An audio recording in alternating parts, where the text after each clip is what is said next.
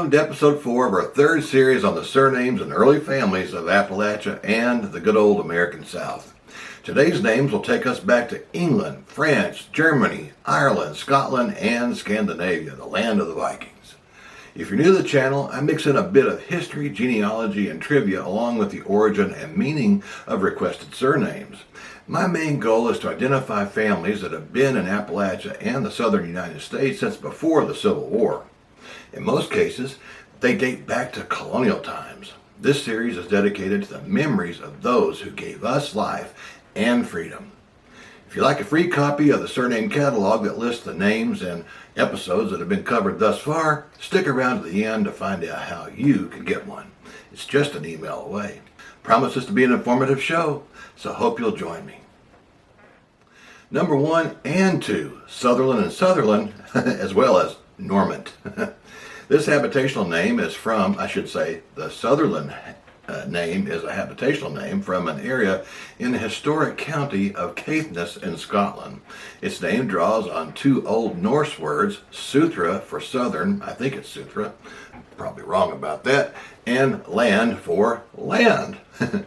That's because the territory in Caithness lay south of Scandinavia and the Norse colonies in Orkney and the Shetland Islands. Of course, the name immediately brought to my mind the father and son actors Donald and Kiefer Sutherland, but I wasn't able to find a connection between them and the South or Appalachia. In colonial Prince George, Virginia, we find the birth of George Sutherland, spelt like that, in 1660. He married Elizabeth Normand and had at least 2 sons, Joseph and George Jr. Elizabeth's surname, incidentally, was of Scottish derivation. It identified a person from Normandy, probably a Norman. They went to Scotland quite a bit, probably around 1100s. At the end of the day, we can be confident that Southerland is an antebellum family of Scottish and Old Norse derivation. Number 3, Cruz, or Cruz. As suggested by the 3 different spellings of Cruz, there are multiple origins for this surname, and there might even be differences in their countries of origin. While Cruz, like Tom Cruise, seems to be a modern Irish form of what MacLeod calls a Hiberno-Norman or Irish-Norman family name, it often appears as De Cruz, and I think that's right, somebody out there will probably correct me, in medieval Irish records. In that form, it meant of the cross and was introduced into the Isles by the French-speaking Normans when they invaded in 1066. However, Cruz can be English with a deeper Germanic or Norse origin. Cruz is a Brythonic Celtic name from Cornwall, and at least one book says from Wales, but I couldn't find it there. In fact, I couldn't find it among the traditional surnames of Scotland either. So the origin of this name is difficult to identify without a paper trail and perhaps a Y chromosome DNA test.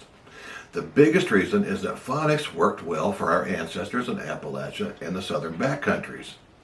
If such a test were to come back showing R1b1 haplogroup on the Y chromosome, it probably is of Irish or Celtic origin, but even then there's room for doubt and further speculation. Among the earliest Crews, that's C-R-E-W-S, representatives that I could find in America was James Cruz. He was born in Augusta, Virginia in 1710. He married a raving beauty named Eleanor Russell. Their son Walter and his wife Nancy and Greg had at least 2 boys that carried on the Cruz line. Now here's an example of the name-changing spellings in Virginia in the 1700s. John, a.k.a. Jackie Cruz, was born in Halifax, Virginia in 1794. But his father was David Cruz. Now notice the different spellings?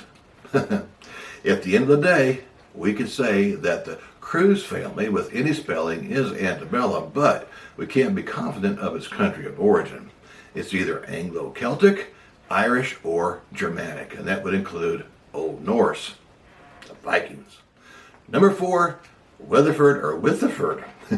Having a 5th great grandmother who was married to John the interpreter Van, named Agnes Weatherford, I assumed that it was a fairly common English surname. After all, it combines weather and ford, 2 common words in the English language. But it's not found in any of my surname books from the Isles. The Dictionary of American Family Names, however, does offer a mere speculation about its origin and meaning. And not even really its meaning, just its origin. The dictionary speculated that it was probably from an English place that's no longer known. In my way of thinking, I thought it might have been taken from a place where a ford could be made, or a cross of a stream or creek could be made during all kinds of weather. But in that regard, I was basing my speculation on those two words that make up the name, weather and ford. Following my own Weatherford line back from Agnes, it took me to the birth of John Whitford around 1615 in Warwickshire, England. John migrated to the Middle Plantation of Virginia, which was less than 5 miles from the Jamestown colony. That happened sometime after 1632, but before 1645 and the birth of William Whitford, his first and apparently only child. You might note that the Middle Plantation of Virginia was renamed Williamsburg, Virginia in 1699. William changed the spelling of Whitford to Weatherford. I don't know the name of his wife or his mom for that matter, but they had at least 3 sons and 1 daughter. Through Ancestry's DNA matches, I've had the opportunity to meet with a few other folks who descended from Agnes. She was William's great-great-granddaughter.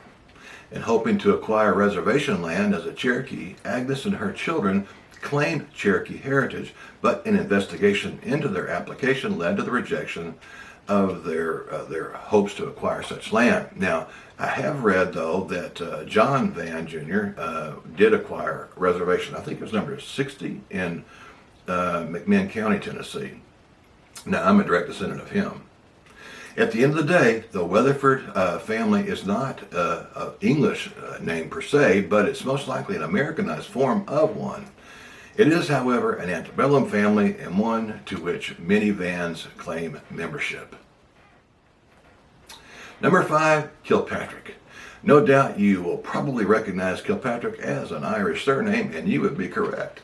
It's an anglicized form of the son of the servant of St. Patrick. Edward McLysack claims it's unique to Ulster and is an older form of Fitzpatrick. A fellow by the name of Worry Kilpatrick, who was born in Craven, North Carolina in 1760, married Polly McKinney. Their son, James William Kilpatrick, went on to have a lot of youngins that settled in various parts of Alabama. So Kilpatrick is an antebellum family of Irish origin. Number 6, Shell or Shell. Shell is another name that has several possible origins and meanings. Shield is one likely candidate from the Anglo world. That form of the name seems to have originated in northern England and southern Scotland, which is an area known as the Border Country. Its form in Middle English was shell. It meant hut. A possible better option for some shells in the south is the German surname Shell. That name was given to a person who was loud, wild, and wore bells, as in the case of a jester. They must have been thinking about my mom. She was kind of like that. The earliest person named Shell that I could find in the South was John Shell, who died in Charles City, Virginia in 1774. Notice I didn't give you his birth date. That's because you're going to get to be able to figure it out here in just a second.